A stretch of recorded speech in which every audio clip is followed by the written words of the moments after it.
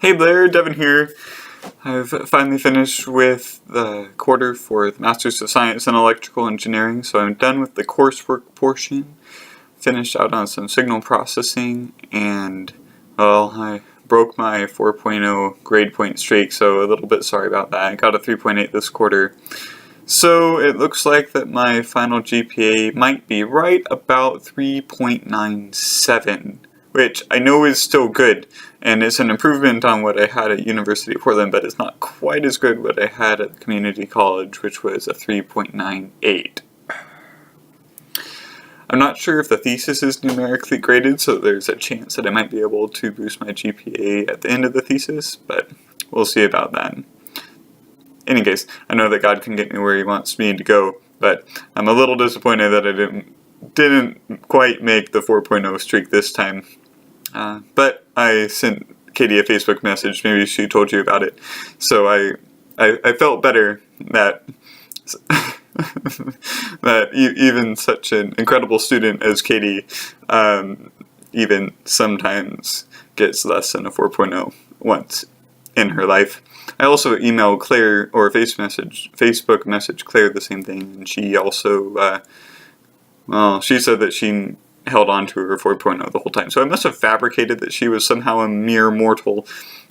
I don't know. In any case, I've been thinking about your research with the whole feedback to the feedback, if you want to call it that, for robots, and it gives me more appreciation as I walk down the sidewalk, whereas I'm going up or down a staircase where I can feel the like cracks in the sidewalk or the edge of the stair with my feet, and then I have a sense of where I am and where I should be balancing because of that.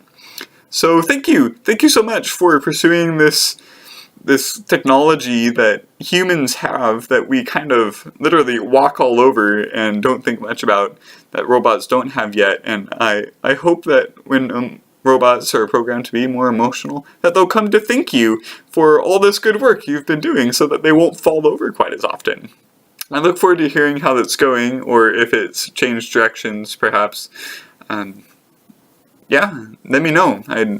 Or if you end up publishing a paper, I'd like to see it and attempt to read it. I'm learning that reading published papers can be a little bit difficult if you're not practice reading the papers in that particular field. But I trust that you'd be a good writer and I'd be able to make it through. And I could always call you if there's something I don't understand, so good thing there.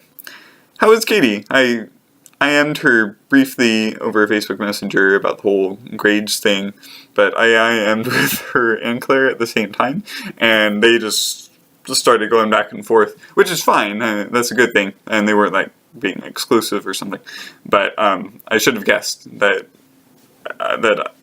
just due to my track record of Facebook conversations, that I'd be left in the dust. I'm just not good at those. Michaela is still happily doing dance, and she's happily studying for her CFP exam on early July. And between those things, it's taking up a lot of her time. But she seems to be happy. She seems to be looking forward to being done with that exam so that she can move on to get those wonderful letters, CFP.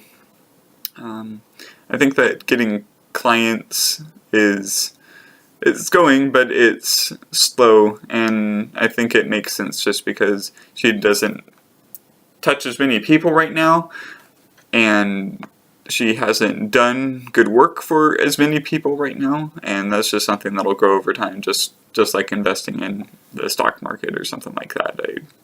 I don't think it's abnormal. I mean, it's still a problem, something to work on, but I think that she's giving it a good effort, and I'm proud of her for it. I'm still happily volunteering at church with the 5th and 6th graders, but I'm sad because it's almost move-up weekend.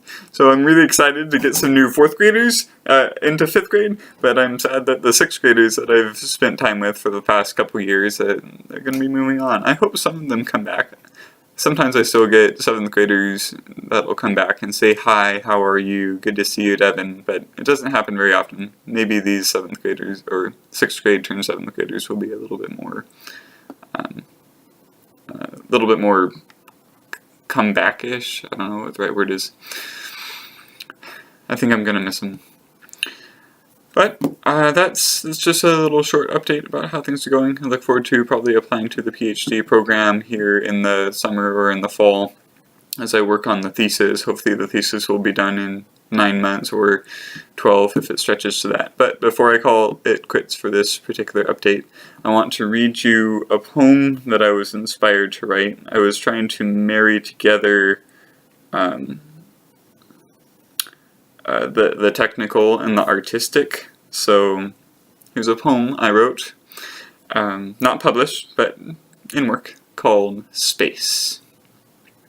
It wants me. It wants my life breath. It said, nothing comes from nothing, but no, fear, panic, death.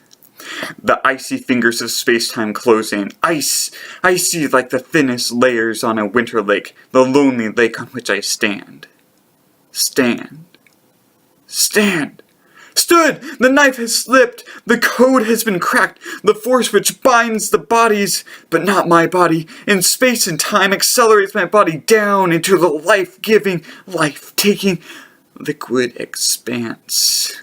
The expanse, my blood boils as Kelvin and Pascal plummet in fury, cursed particles of Thomson.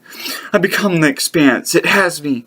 It has my life breath. My heart beats once, beats twice.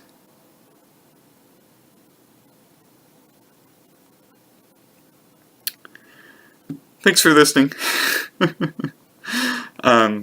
It helps there to know, of course, that Pascal is a unit of measuring pressure, and Kelvin is a unit of measuring temperature, and Thomson is Dr. Thomson, who him or his team discovered electrons, so referring to that when I say cursed particles of Thomson.